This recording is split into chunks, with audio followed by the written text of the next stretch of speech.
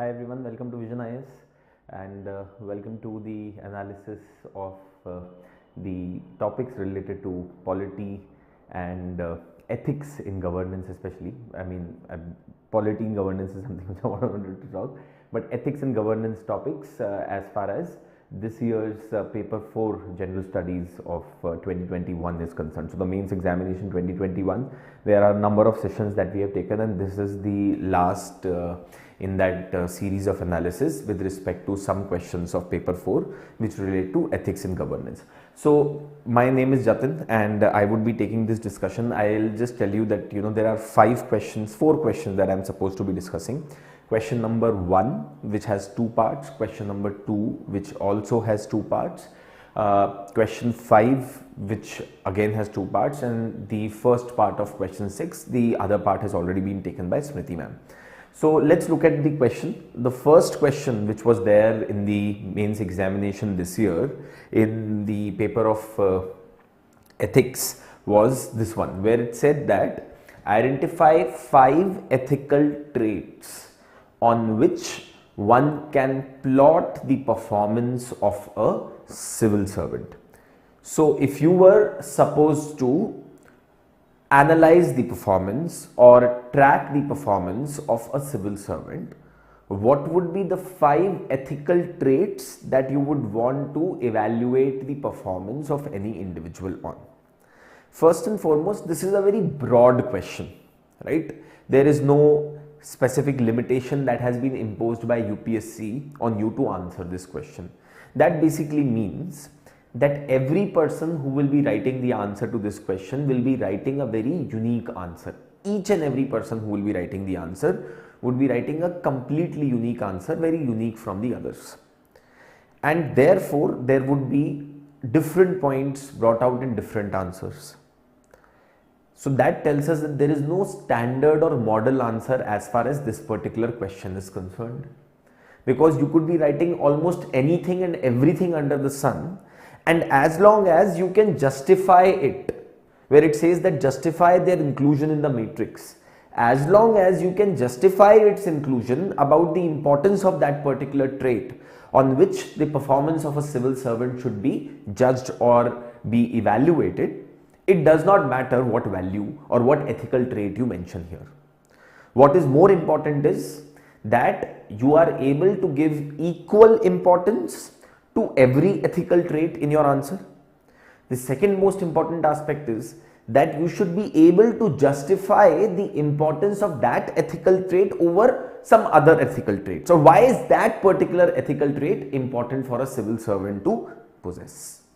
That is what this question is demanding, and probably if you can throw a bit of examples, a couple of examples in your answer, that is what is going to be the cherry on the cake, right? So what the examiner expects is not that there are some 10 values or 5 ethical traits only that you should be mentioning that a civil servant should be possessing.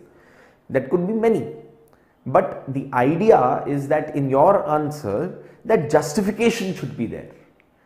And if you can relate that justification to some kind of current affairs or some personality in real life, then that is what is going to be the difference between you and the competitor in the examination. Okay, so what are some of the 5 ethical traits that can be mentioned here as far as the plotting the performance of a civil servant is concerned? So I am going to tell you 4, and I expect that you people in the chat as well as in the comments would tell me what is the 5th ethical trait that a civil servant should be evaluated upon, or the performance of a civil servant should be evaluated upon. Okay, so first and foremost, what is the introduction that you can give to this particular question? So there could be a number of ways in which you could introduce the answer to this particular question, but the way I would have begun the answer to this question if I was in your place, I would have talked about the importance of civil servants and importance of civil services in maintaining the functioning of administration in India. I would have talked about that how they are the bedrock of policy implementation in India. I would have talked about that even though all the policies are good or bad, as was said by Woodrow Wilson, where he said that, policy is as good as you implement it, or it is as bad as you implement it, right? But at the same time, the execution and the implementation of the policies that have been made can only be done by the civil servants.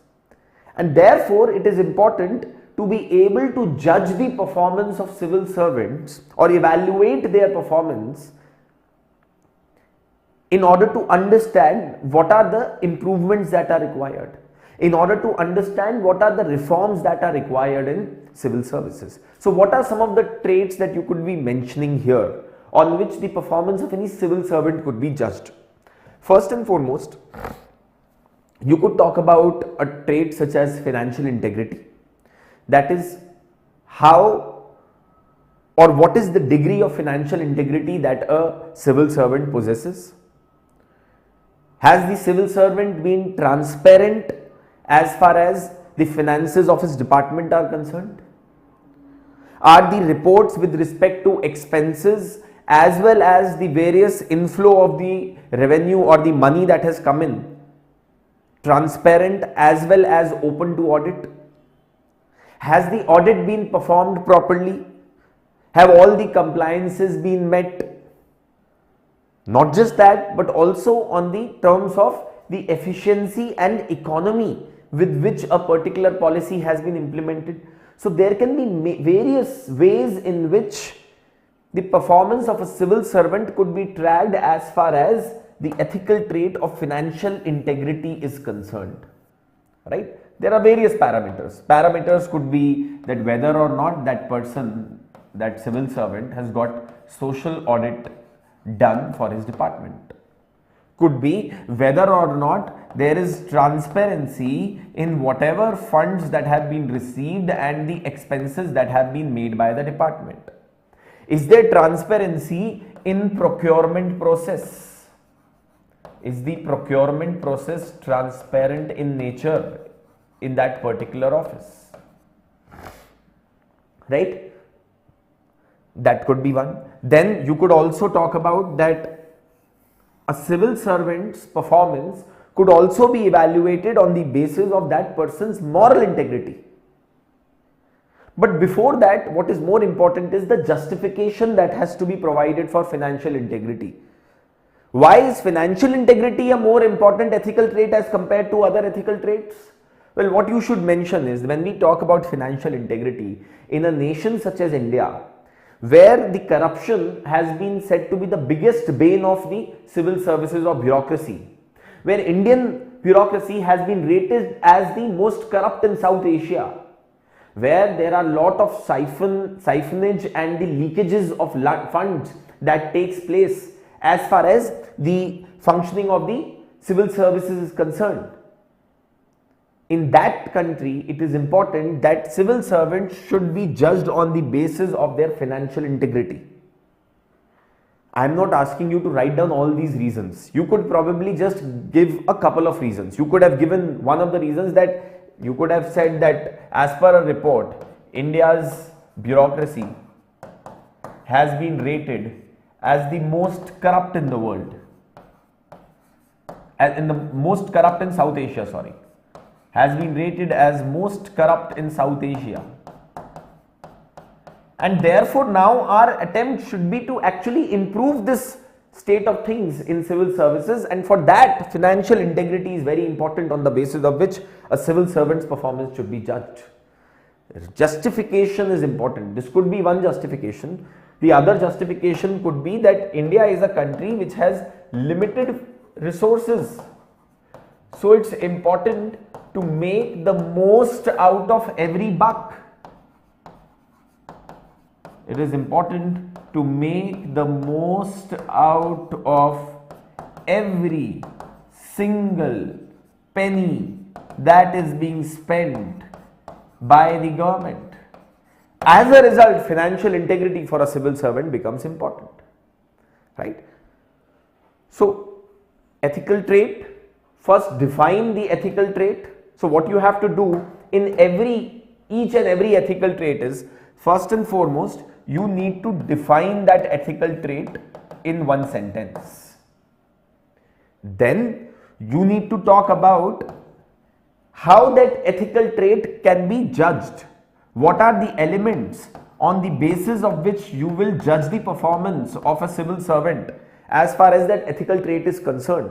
And then, that is, on what parameters will you judge the performance of the civil servant?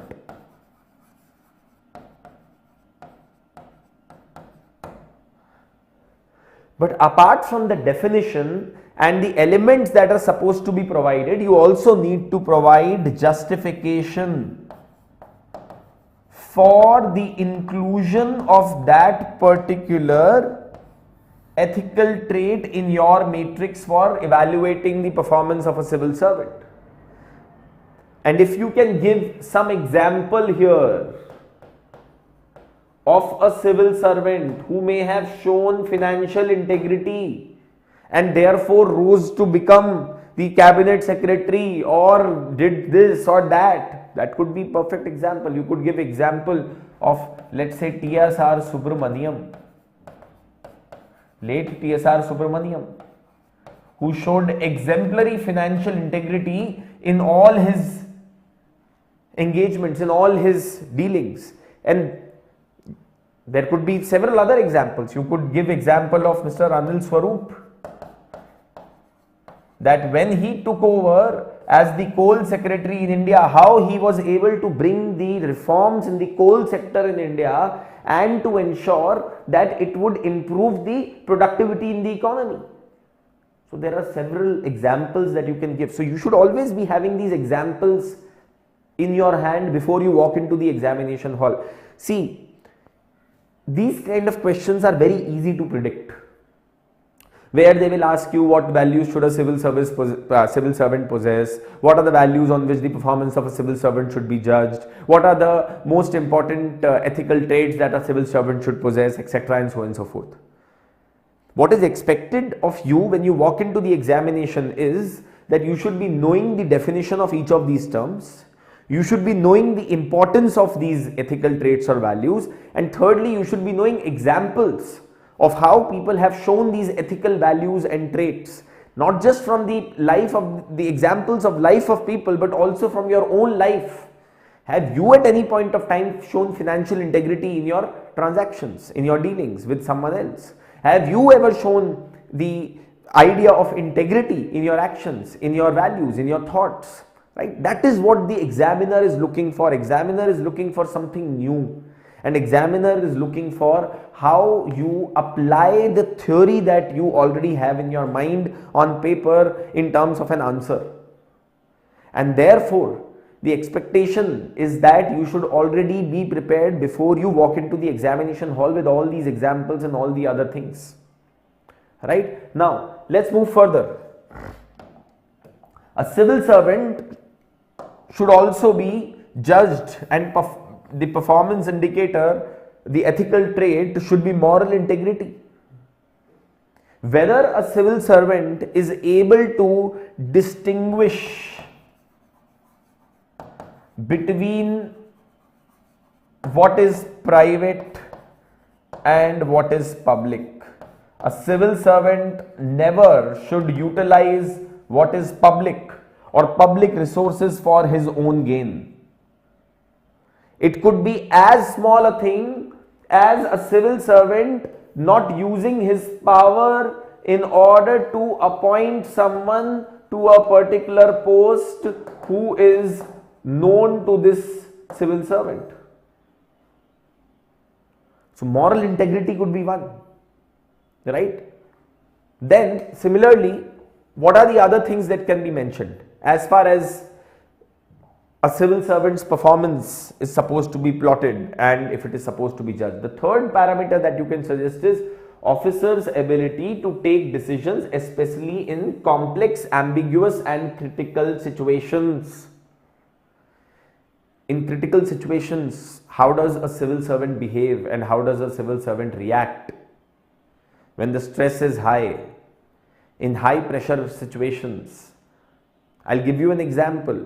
Let's say, for example, when the questions come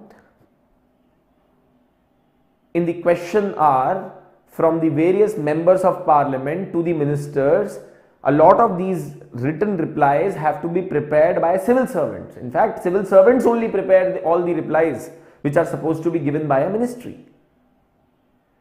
In that situation, how effective a person is, how many number of hours a person is able to work, and most importantly, what is the quality of answers that have been provided that by a civil servant can be one of the parameters to judge the performance of an individual on this particular aspect. See, there are a number of things that can be mentioned. Instead of this, you could mention transparency also. Transparency is that ethical trait on the basis of which a civil servant's performance should be evaluated. One of the reasons for that is because bureaucracy by its very nature is secretive in nature. Bureaucracy always wants to maintain secrecy. So any civil servant who is trying to promote transparency in governance, which is considered to be bedrock of governance, should be appreciated for that. So you could talk about the number of RTI replies which have been provided by the department. The evaluation could also be done as far as the number of RTI applications that have been sent to some third party or have been rejected by the public information officer or a civil servant could also be one of the ways in order to judge the performance of a civil servant. So see, there are a number of things that can be mentioned. As I told you at the beginning of this question as well, there is no specific answer or there is no one specific term that can be mentioned and only that will fetch you marks. You can write anything under the sun. What is going to determine the marks that you will get is what three things which I told you at the beginning, right? Then another one could be how a civil servant is having the, what is the attitude of the civil servant towards the people belonging to the weaker sections of the society. What all initiatives has the civil servant taken with respect to serving the weaker sections of the society? Are there any specific public dealings or public meetings that have been introduced? Right? For example, how accessible is that civil servant to the general public? How many field visits have been conducted by the civil servant? Why is it important?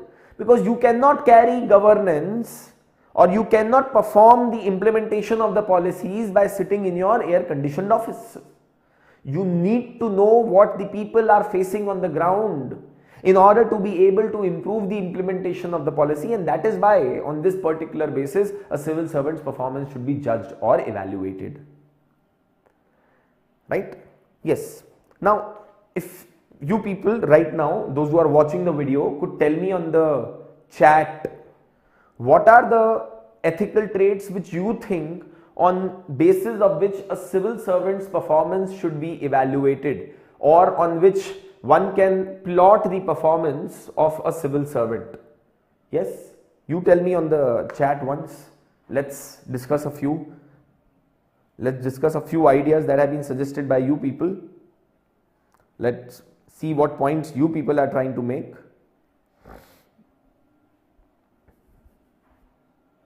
Yes.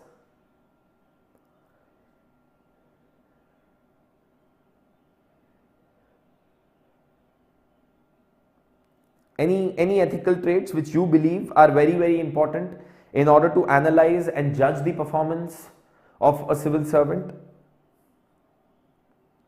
Anyone who may want to highlight? Ability to empower the citizens. Okay, how many initiatives have been taken in a particular office to make people aware of the schemes and the policies? Are there any awareness campaigns that have been organized by the civil servant? Why is it important? Because participation is the main element of promoting democracy. And By promoting participation, by creating awareness, a civil servant is strengthening democracy, right? Yes, what else?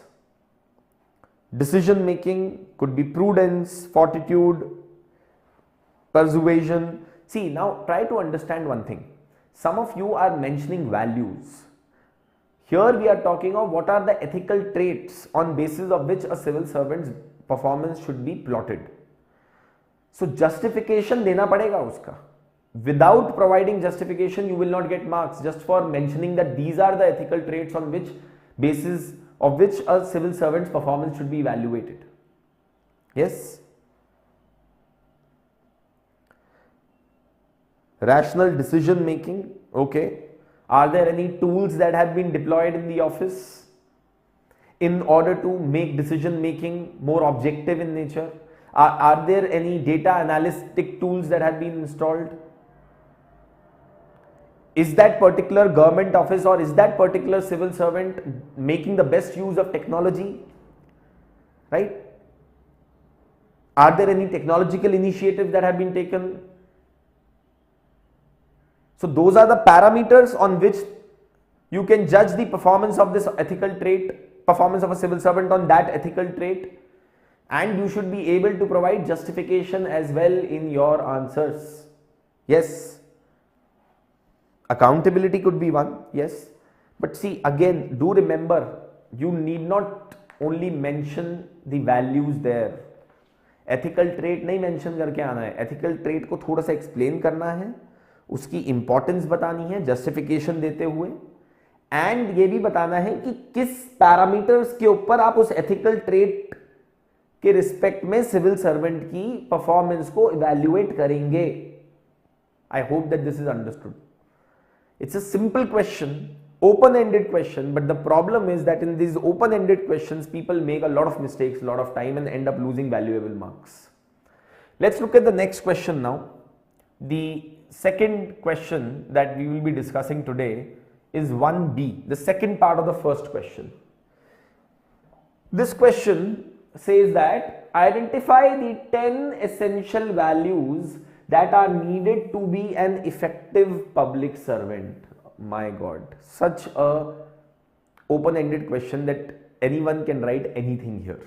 There are so many values. You know, when we are conducting our classes for ethics in governance, the first class that I take, I tell students about the most important essential values that a civil servant should possess, and I tell them that you think of examples that you will write in your answers of which civil servant has shown this particular ethical value, and you should also be knowing in your life when you have shown that ethical value and the importance of that ethical value in civil services. If you know these things, then this question would have been literally a cakewalk. अगर आप थोड़ा सा भी prepare करके जाओ exam के अंदर, this would have been a cakewalk, absolute cakewalk. So this question says, describe the ways and means to prevent non-ethical behavior in public servants.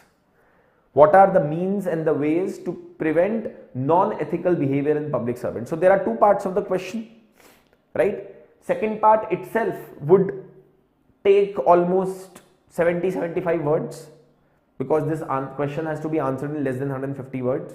The first part, even if we are assuming that it will take 70 words, that basically means that if you write 10 values, where it's saying 10 essential values, you need to write about the importance of these 10 essential values as well.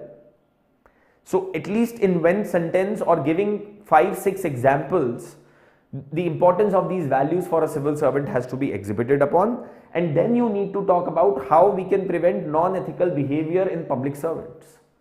The question is demanding a lot from you, and only if you would have practiced writing answers to the paper 4 questions of general studies in a test series or in some mock tests etc. before going to the examination would you be able to attempt this question properly. Otherwise you will either end up writing way too much, or you will end up spending a lot of time thinking the answer so that you could adjust it within 150 to 200 words. That is where the challenge is. The challenge in this question, let me tell you, is not that this question is easy. Of course this question is very easy. The challenge in this question is not that you need to know these 10 essential values. Everyone would know. The challenge in this question is that you need to be able to write that answer with 2 parts within that limited period of time. So what are the 10 essential values that can be mentioned? No scope for introduction in this answer, let me tell you. There is absolutely no scope. You have to begin by talking about dot, bang on. These are the 10 essential values for an effective public servant, or these are the 10 essential values that any public servant should possess, or as per Nolan Committee of United Kingdom, these are the 10 essential values a civil servant should possess. And then you could mention about these 10 essential values, let's say integrity, efficiency, accountability, transparency, anonymity, neutrality, impartiality, compassion, objectivity and empathy.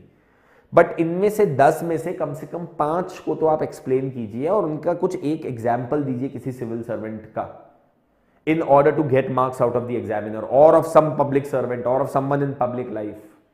Then only you will be able to get marks out of the examiner. So for example, you could have mentioned about Mr. Avnish Sharan.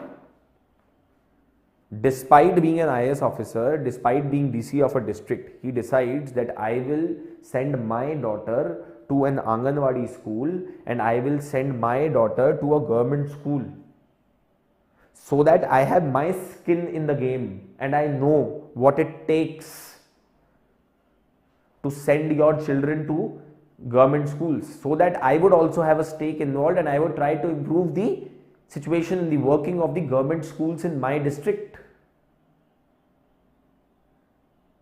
What is this? This is the value of empathy and compassion that a civil servant is trying to show. He is trying to put himself in the shoes of the others in order to understand what the others are facing, so that he can improve their situation. Then you could have talked about that how a civil servant always needs to be objective in nature, should always be taking decisions on the basis of data, on the basis of analysis, on the careful evaluation of various options, and not on the basis of one's gut, or not on the basis of what one thinks is right or one's preconceived notions. Otherwise, these kind of things can happen. But this objectivity should be coupled with some kind of empathy as well, because objectivity without empathy would lead to such a situation. A person was denied food for not having access to Aadhaar card, and therefore that person died. So what I am trying to highlight here is that, see, objectivity is important, but at the same time empathy is important. So you need to relate the 2 values also. Probably if you can do that in your answer. See, I am not asking you to do that for 10 values. 10 की 10 values को explain करना या उनकी importance बताना possible नहीं है.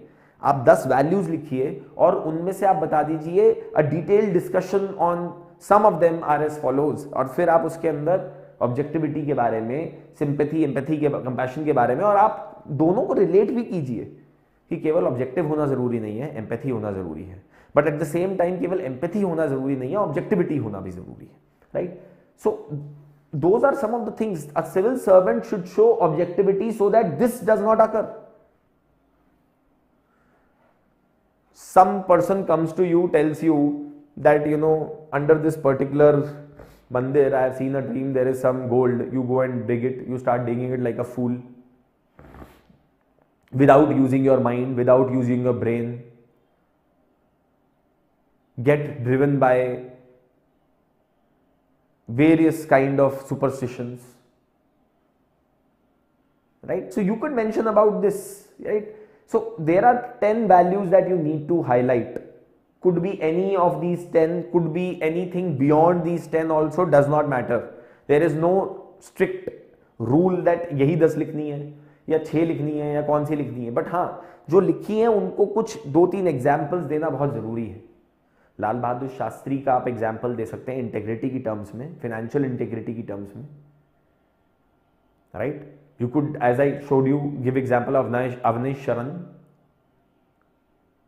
There are so many senior civil servants in the past, those who have shown example of integrity, those who have shown example of compassion, those who have shown example of being objective, so many other values as well.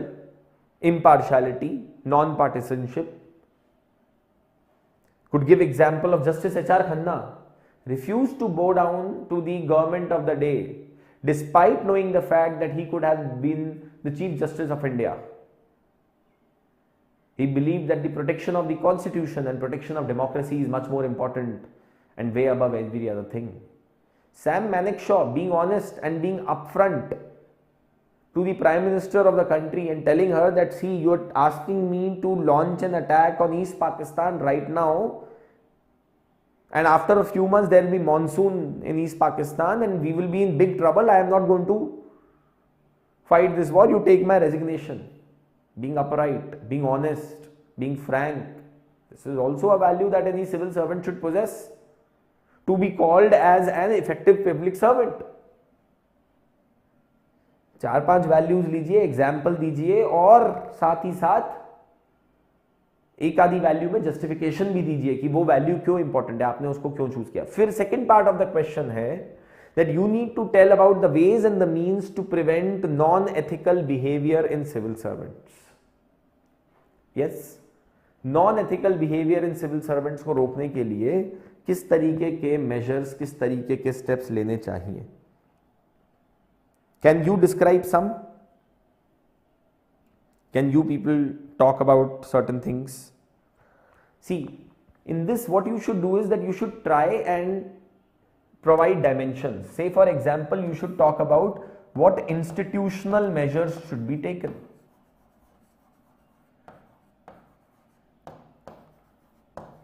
Say for example, we need to strengthen the working of the CVC. We need to strengthen the working of the Lokpal so that strictest action is taken against those civil servants, those who are involved in any kind of wrongdoings, those who show unethical behavior. Similarly, you should talk about how reforms need to be introduced in legislation as well. You should talk about from the perspective of legislation, changes in legislation that should be made. Further strengthening of prevention of corruption of act. You could then talk about that how we need to ensure the strict enforcement of code of conduct that has been provided for the civil servants in India. But not just institutional and legislative measures, you should also talk about some ethical measures also or concerns to address the ethical and moral issues in the functioning of civil services. There should be a code of ethics that should be devised for the civil servants. And civil servants should be encouraged to follow this code of ethics. Their performance should be evaluated on various criteria and parameters, including how they have performed on the code of ethics. So there could be number of ways, but again, try to provide wherever you can dimensions to this particular question. Institutional measures, legislative or legal measures, ethical measures that can be taken. You should talk about that training of the civil servants should be conducted on a regular basis with respect to various ethical issues and dilemmas that they face in the civil services, how they should be able to overcome that. You could talk about how we need to introduce a behavioral change also in the civil services. That could be done by attaching every civil servant to a role model. Every junior civil servant or a new civil servant should be attached to a person who is a role model in the civil services, who can guide them how they should go about their career. Right? So these are some of the things that can be mentioned. Again, no strict rule or no strict thing that you have to write only this, but try to give dimensions in your answer and you will be able to secure more out of the examiner. And give examples, I hope this question is clear to everyone. Yes? Any questions that you people may have related to what we discussed just a while back? Related to question number 1, then I will discuss with you question number 2. Any questions or any doubts that you have?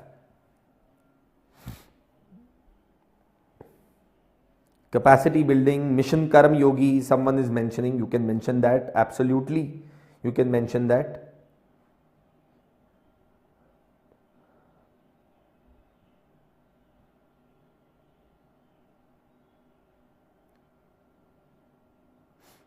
midterm training for competence, governance and objectivity. Can mention that. There is no strict limit of what is to be written in these kind of questions, very open-ended questions. Let's look at the next question. The next question is, impact of digital technology as reliable source of input for rational decision making is a debatable issue. So using digital technology for input, using that as an input for rational decision making is a very debatable issue. You have to critically evaluate with suitable examples. That basically means that you have to support this, that how technology can be a big important tool to ensure rational decision making, but at the same time there are concerns associated with it. And you have to give examples. Again, example heavy answer has to be written.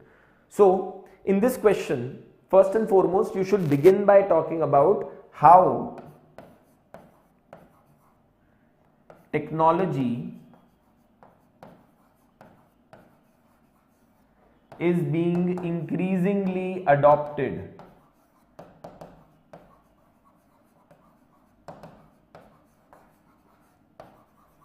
by private and public organizations alike.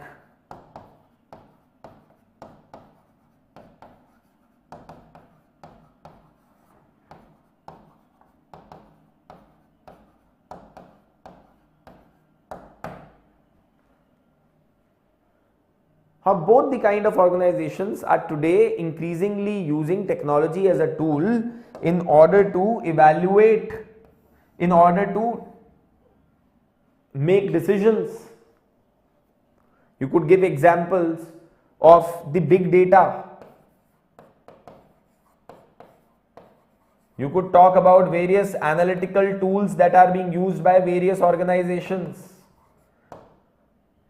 You could talk about regression analysis, etc., and so many other things that are being done in order to support policy making as well as in order to support decision making in private organizations, just as an introduction. Then after that, you need to talk about how technology as a tool can actually help in better decision making and can help in bringing efficiency in governance and improve the public service delivery. It helps in ensuring better transparency. Everyone is having access to data. People can simultaneously work on the basis of that data.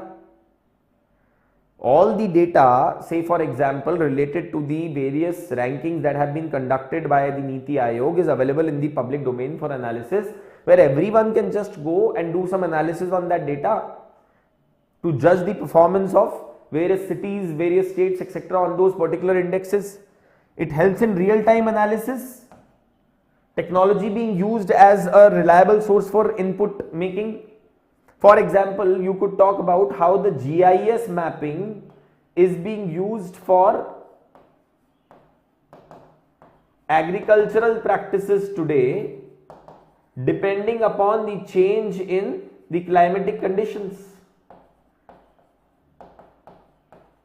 At several places, farmers today are able to make better decisions with respect to what soil they should be using, how much fertilizer they should be putting in, when should they be harvesting the crop, etc. with the help of GIS mapping and analysis. An important way in which decision making is being improved with the help of technology, digital technology as input. Then better communication and spread of information. Today the government is using communication tools, information tools in order to communicate with the people and also seeking information from the people that is helping them improve their policies and their decision making, and using that data in order to understand what is going correct with people and what is not going correct, what people are liking, what people are not liking.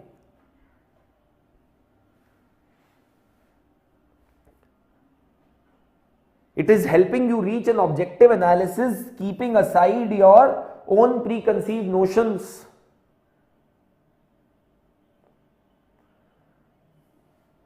Digital technology, you could give example, say for example recently when we talked about the national face recognition system.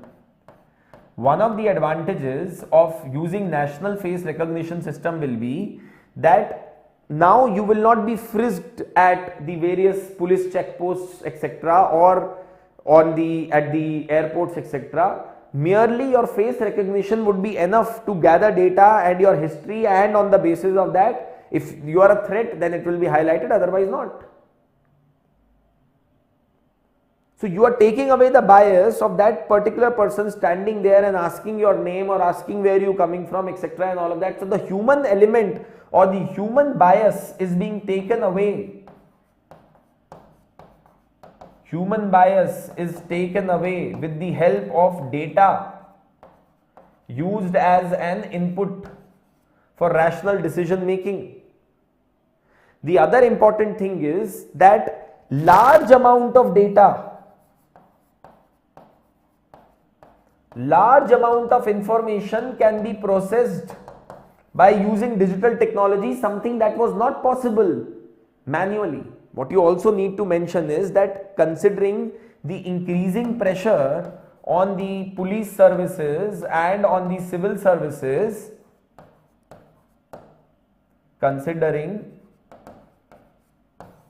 increasing pressure on public service delivery mechanisms, use of data can help in taking fast decisions. Help in fast decision making. The decision making would be faster, decision making would be more objective, decision making would be more transparent, there would be real time analysis that would be done. All of these are great advantages, but there are concerns associated with use of digital technology for decision making. What if your source of information itself for making that decision is unverified? There are a lot of fake news and the fake inputs that keep going around here and there, and what if your decision making is based on that? What if let's say your decision making was based on basis of a survey that was conducted, but what if there was a sampling error in the survey? Then your decision making would be ridden with a number of errors itself if there was a sampling error.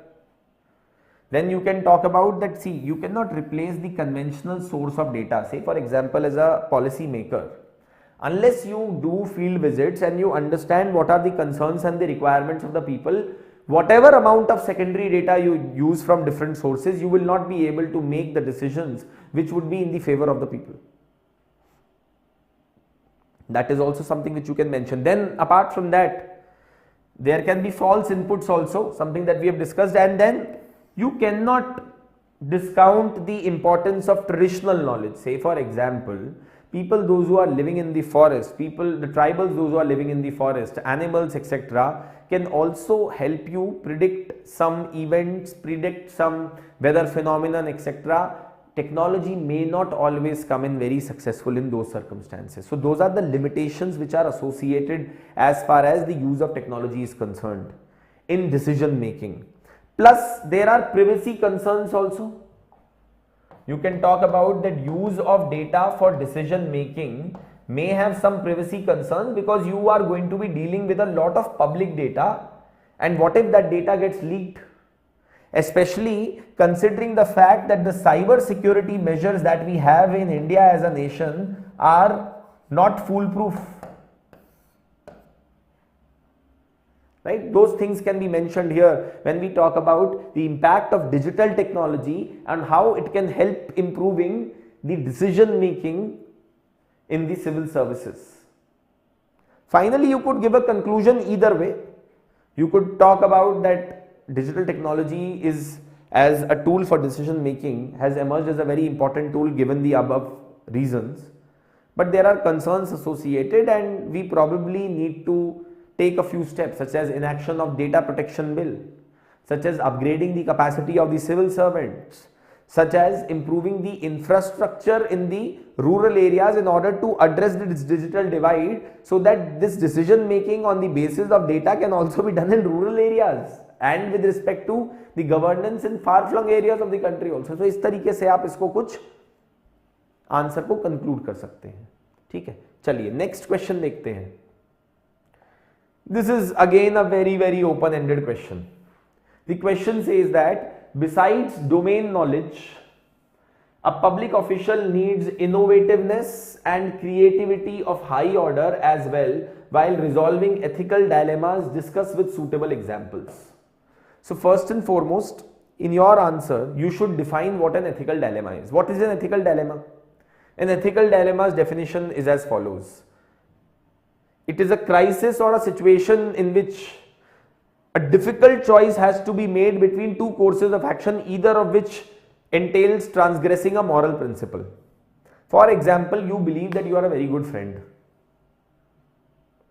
At the same time, you are very honest also. Your friends ask you that can you please show me this one particular answer in the mains examination? Or in this particular examination, I was not able to study because I was down with dengue, I was down with some kind of disease. If I don't pass the examination, then I will end up losing my 1 year. मेरे को बस examination पास करा दे, दिखा दे. अब आप friend भी हो, आपको कंपैशन भी है उसके लिए, but at the same time honest भी हो. और एथिकल डायलेमा है, क्या डिसीजन लें, ये करें कि वो करें.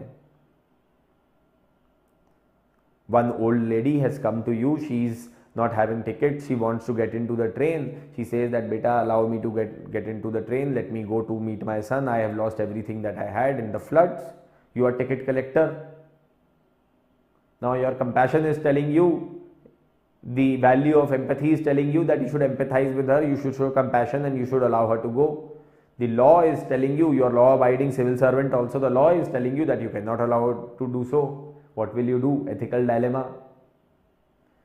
The boss on the phone tells you when you are standing in front of a mob of 500 people, those who are throwing stones at the police, that you should fire and you should open fire at this mob.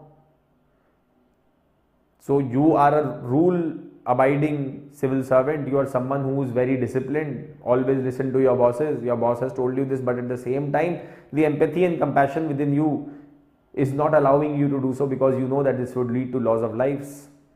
Ethical dilemma.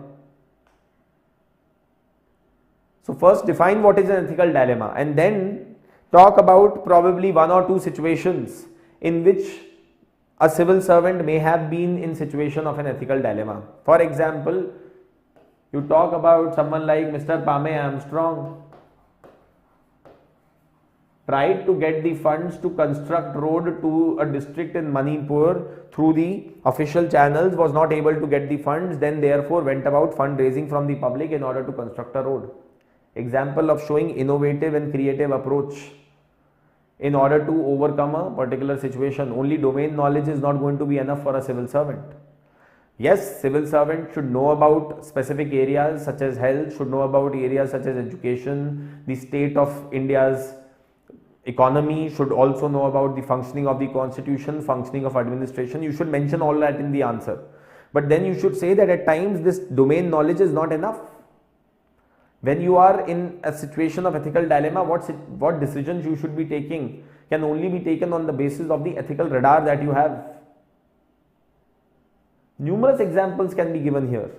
You should talk about, say for example, you are a chief medical officer in a particular government hospital.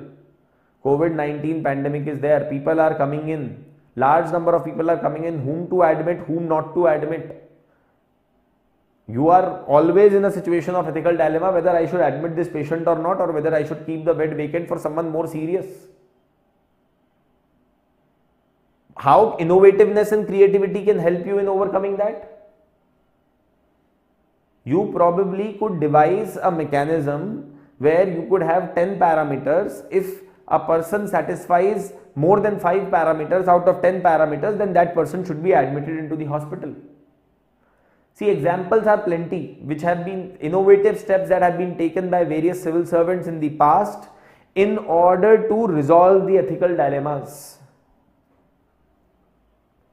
You are a civil servant who is caught in front of a mob which is throwing stones at the police.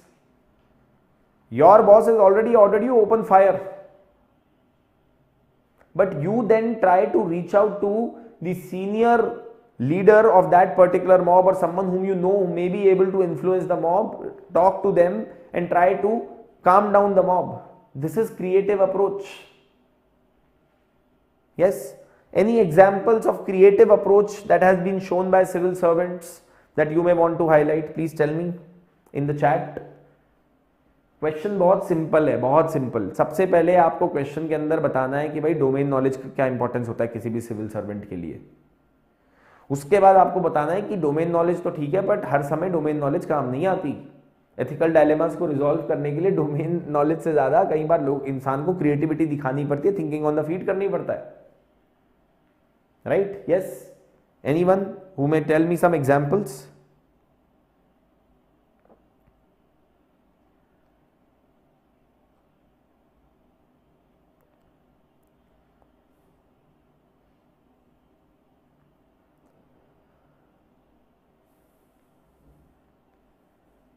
Yes, anyone who may want to give examples of when civil servants have shown creativity or innovativeness in order to solve various problems lingering in the society.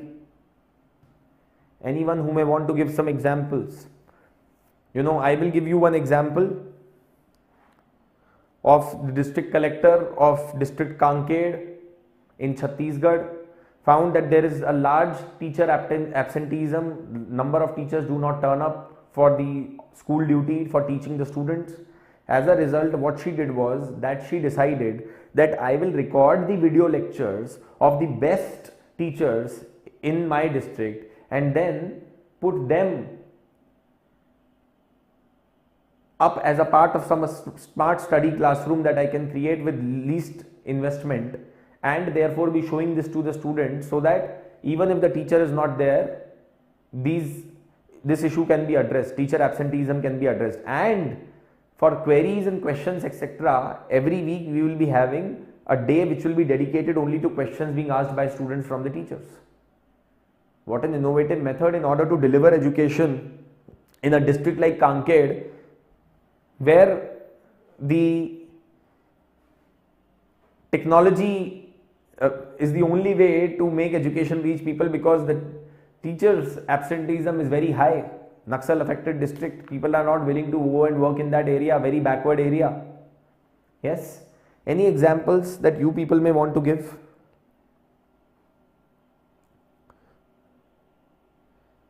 Anyone? Kiran Bedi, skill development in prison, very good. In order to ensure the productive engagement of the prisoners in Tihar jail and also to produce some kind of revenue and also to give a hope to these prisoners that tomorrow when you are out of the jail you would be able to live a normal life if you are able to develop a skill. Therefore, Tihar Heart was developed in Tihar jail, where the prisoners would display the various products that have been created by them. Absolutely brilliant example of how creativity and innovativeness can help in resolving ethical dilemmas a lot of times. Yes. Any other examples that you may want to give?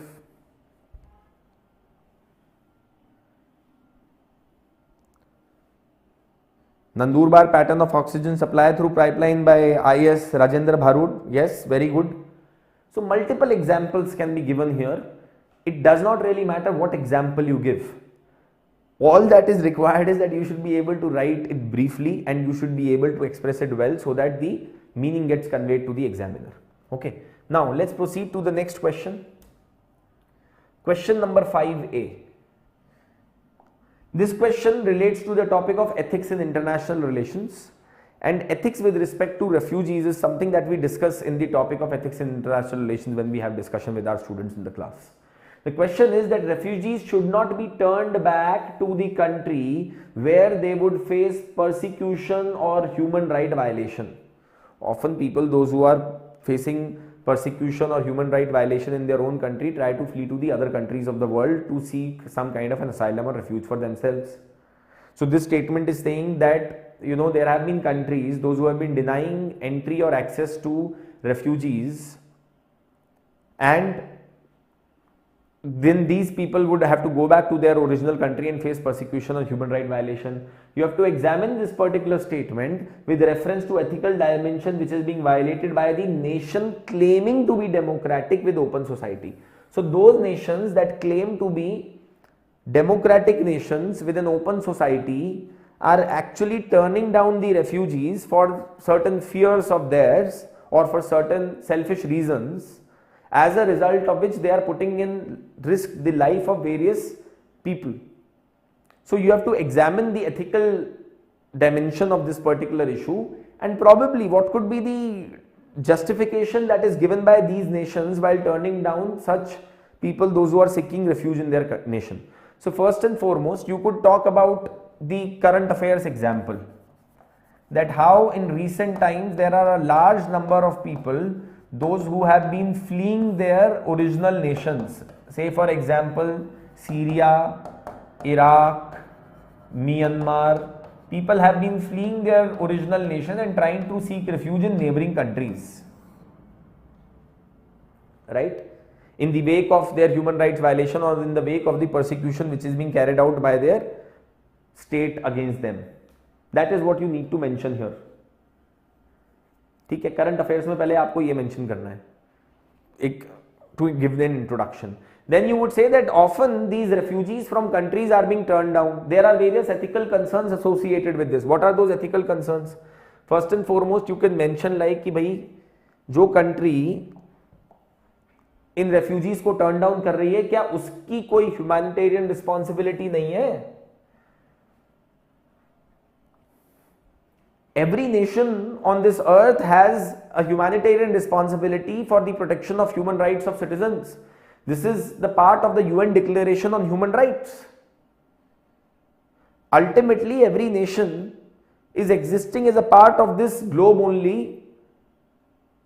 Humanity should be given most important priority, or should be given topmost priority by any nation. So it says that if no state is willing to accept refugees, they become stateless and may be forced to live in camps or as illegal immigrants. Often they cannot legally work or educate their children. Humanitarianism demands that humans accord respectful treatment and do meaningful assistance to the fellow beings, especially to the vulnerable. This is the ethical concern that is involved. Then the second thing that you can also highlight here is, this also raises doubts over the concept of global citizenship and shared responsibility of the states that states often keep talking about. Democratic countries of the world often keep talking about shared responsibility, right? But when they talk about shared responsibility and global citizenship, they forget the same when it comes to accepting refugees from the countries where people are facing persecution. So it says that though countries do help, countries helping each other in terms of financial resources, there is still a stiff resistance to accept immigrants and refugees even among developed countries, thus not sharing the resource burden and justifying their economic capability. This is also an ethical concern. These are developed countries of the world. They need to share more responsibilities as compared to the other developing countries of the world. Then you could also talk about that it shows a lack of empathy of these countries which claim to be democratic nations towards the asylum seekers. These countries are saying that we are oldest democracy, we are having our democratic values, but when you are closing your borders to people, those who are seeking refuge, what you are doing is that you are showing lack of empathy, and eventually you are showing lack of understanding of basic human values which you claim to stand for. But see, you can also mention a couple of other things here, that these nations deny refuge to these refugees or asylum seekers because they believe that it will be a drain on their resources. And not just that, it may have the possibility of creating disturbance within their own nation. You could write something like how insurgency in Assam was a result of influx of immigrants from the nearby countries or the nearby state. So it says that further, amidst refugee crisis, many European countries, USA and even India have denied entry to refugees on the ground that it may lead to infiltration of religious extremists in their country, thus putting country security at risk. But see, ultimately you should mention that the entire global community should sit down on seeking to resolve this entire refugee crisis that is being created across the world. Ultimately, nations such as United States of America need to accept their responsibility. They were the ones, those who started the war in Iraq, and it is definitely their responsibility also to provide refuge to people, those who are now seeking some kind of an asylum as they are facing persecution in Iraq now, or they are facing persecution in Syria now. It is the global responsibility, and most importantly of the developed nations of the world, if they really claim to be leaders of the world, right? So that is also something that you need to mention there. Now let's move to the next question. This question is that should impartiality and being non-partisan be considered as indispensable qualities to make a civil servant? So what you basically need to do in this question is you need to explain the meaning of impartiality, you need to explain the meaning of non-partisanship, you need to then talk about why these two values are important for any civil servant, and then it also says that should they be considered as indispensable. So your answer should say that no, these are very, very important values and definitely indispensable, but at the same time there are other important values also that a civil servant should possess. So let's look at what all could have been mentioned here. See, first and foremost, why is being impartial such an important value for making a successful civil servant? So first and foremost, define what is impartiality. What is impartiality? Impartiality is a concept that is founded on the law that is commonly understood as principle of justice. What does it say? It refers to the fact of not supporting one person or a group over the other. When you show neutrality in your behavior, when both the parties come to you seeking justice from you, one is known to you, the other one is unknown, despite that you take decision on the basis of the facts of the case, that is what is called as impartiality. And why is impartiality so important? Because in a society as diverse as India, civil servants have to interact with people with from different faiths, from different castes, from different background, etc. If the civil servants show impartiality, if do not show impartiality in their behavior, then they will lose the trust of the public. And most importantly, the value of equality that they need to uphold in the society would never be upheld. So therefore, it is important for civil servants to be impartial. So I have mentioned it here that it helps a civil servant in taking a decision that is based on objective standards instead on the basis of the bias, prejudice, or preferring advantage to one person over the other for unsuitable reason. For example, in case of land acquisition of land for public purpose, the DM may have his or her own concerns or preference towards any of the group, but the decision will have to be taken based on objective criteria and he cannot be partial, and the views of the people affected will be ascertained and their objections disposed as per the procedure that has been established under the Land Acquisition Act. This will help set the precedent in the society in future that civil servants should also always be impartial. This would also help in winning the trust of the population, winning the trust of the citizens with respect to the functioning of the civil services, with respect to functioning of the bureaucracy, right? Then for civil servants, impartiality works at different levels. One is political impartiality, that is when they are dealing with their political superiors, they should be always neutral, and public impartiality, that is dealing along with the public and providing public service delivery. Then what is the value of non-partisanship? See, non-partisanship and impartiality often are used interchangeably with each other, but non-partisanship is a specific kind of impartiality where a person or a civil servant does not show favor towards any one political dispensation or towards any one particular political party. That is what is called as non-partisanship. So, value of non-partisanship as indispensable quality to make a civil servant. Non-partisanship can also be called political neutrality. It is narrow concept as it deals with relation of public officers only with political executive. Non-partisanship infers that officer is to do his task without any fear or favor to any political party. Even if he has strong faith in any political thought, the values of the administration will flow from the constitution and not from the philosophy of any political party. So basically, as a civil servant, your duty is to enforce and execute a policy that has been made by the government, irrespective of whether you agree with that particular policy or not personally.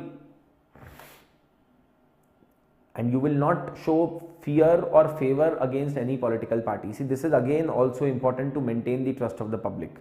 This is also important to ensure continuity in the government, because parties will change but the civil servant should not change.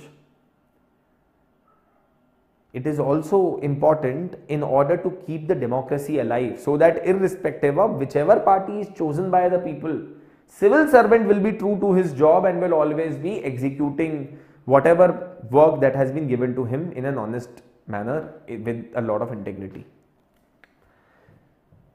Right? It would ensure that civil servants serve equally well to the political executive irrespective of political challenges. During an election, it is the duty of the DM to conduct and ensure free and fair elections and not support any political party. Right?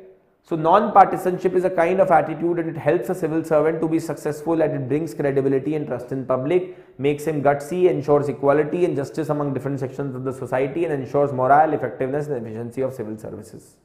However, जो मैंने आपको बोला था starting में, these are not the only two values, there are other values as well. These are not the only two values. Other values like integrity, honesty, compassion, empathy, probity, etc. are also core civil services value, which complement other values like impartiality and non-partisanship and helps a civil servant to have a meaningful and successful career. इस तरीके से आप इसको conclude कर सकते थे. Conclusion. Yes. Illustrations देना जरूरी है, examples देना जरूरी है. Now let's look at the last question.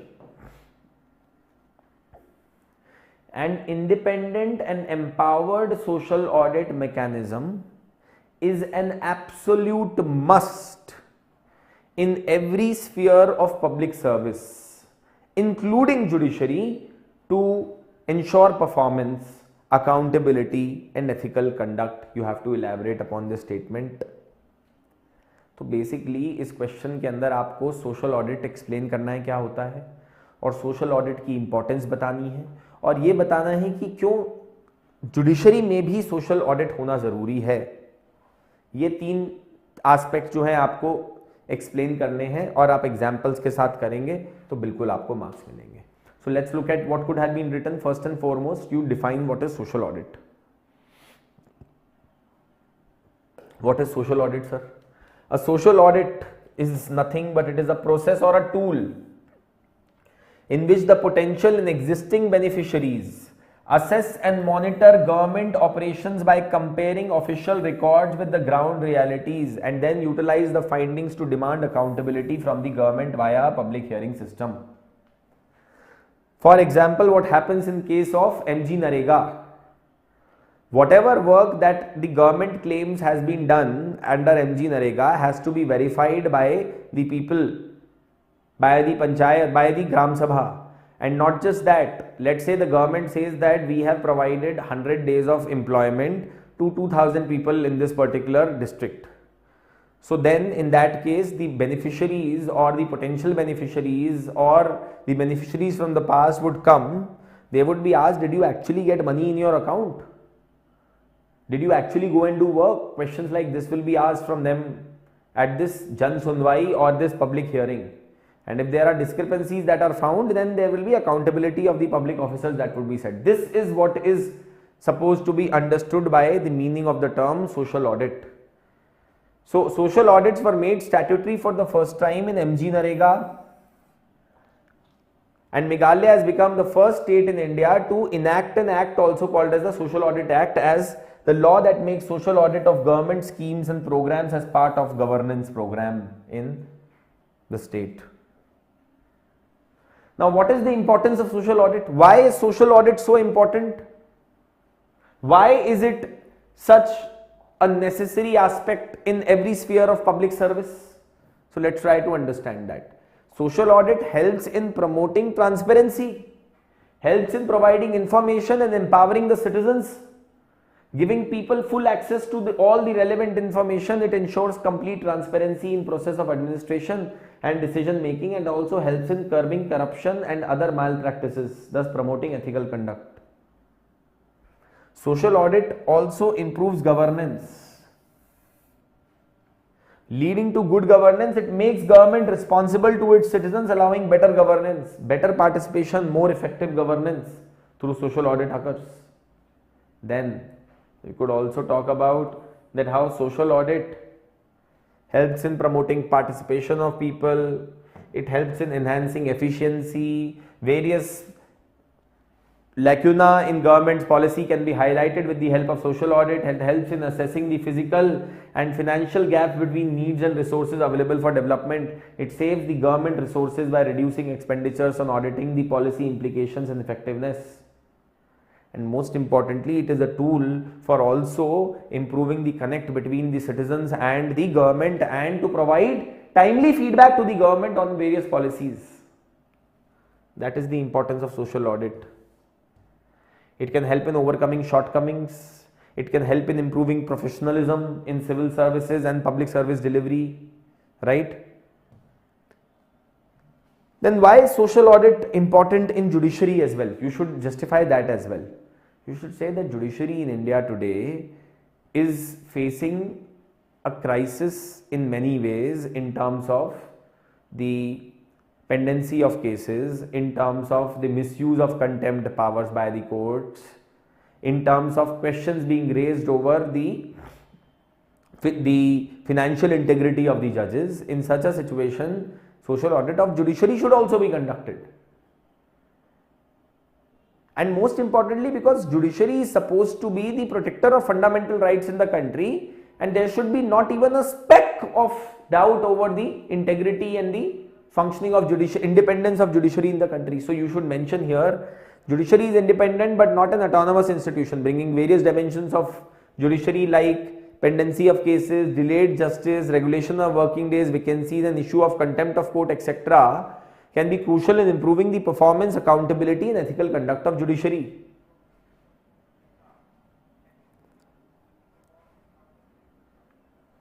And then the need of the hour is endorsement and push to the social audit by multiple authorities. This is essential to establish an institutionalized framework which cannot be undermined by any vested interest. इस तरीके से आप इस answer को conclude कर सकते थे.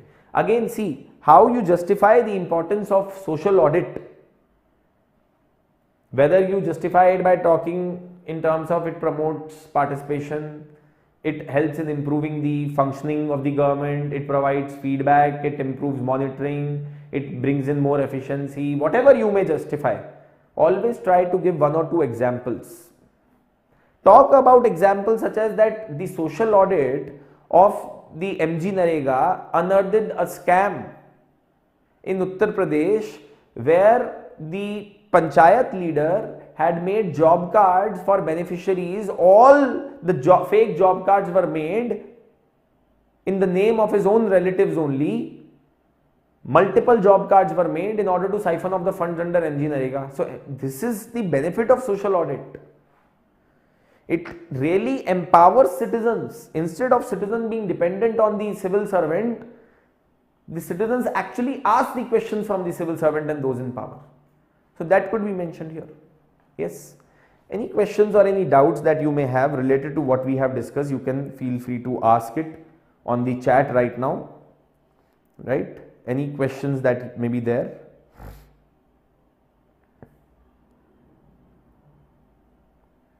Any questions? You can feel free to ask it there on the chat. And of course, please ask it related to the topics that we have discussed today, not general specific queries, doubts to prepare these particular topics or to prepare for the examination per se. As far as preparation of these particular topics is concerned, I would suggest that the value added material of Vision IS is a very good material that you can refer in order to prepare this. Even the lexicon book on ethics is a very basic book that you can refer for the preparation of the topics related to ethics in governance. Otherwise, the second ARC report on the ethics in governance is also a very important resource that you people should definitely be referring. Yes, any questions?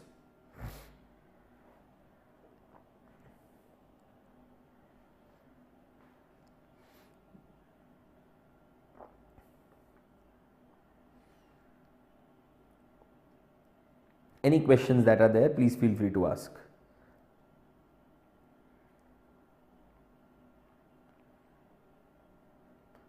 Starting a coaching center in Udupi, Karnataka, beautiful place.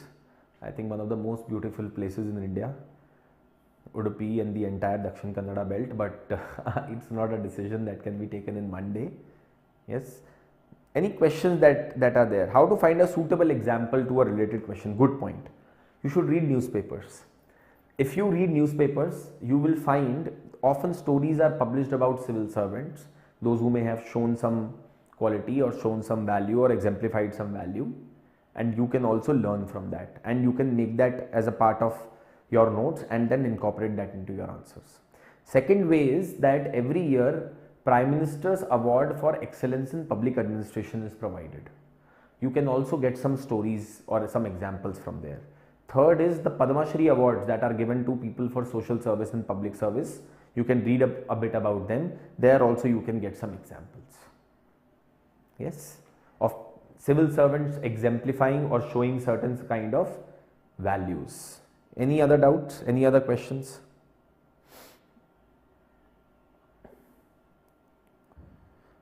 Okay, fine. So I don't think that there are any more questions. So we'll call off the session now.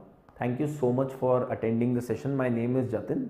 This is my email ID and my WhatsApp, my Telegram group as well. If you want to interact with me on the email, you can write an email to me, or any material, any communication that I make, I usually share it through the Telegram group. Apart from the fact that, of course, if you are my student at Vision IAS, you will be able to interact with me in the classroom as well. Yes, any other things? Can social audit hamper judicial independence in any way? Well, not really. If it is done within the limits of social audit, and if there are contours that have been decided. Social audit should not be used as a mechanism to criticize the judgments or the judicial proceedings, but should rather be looked at as a way to improve the functioning of the court, improving the infrastructure of the court, improving the pendency of the cases in the court, addressing the issue of the vacancies in the court. You know, all those kind of things could be addressed through the way of social audit. Okay, right. Thank you so much for attending this session, and wishing all of you all the very best for your future endeavors, and we'll see you very soon again. Thank you. Bye bye, good night, and stay safe.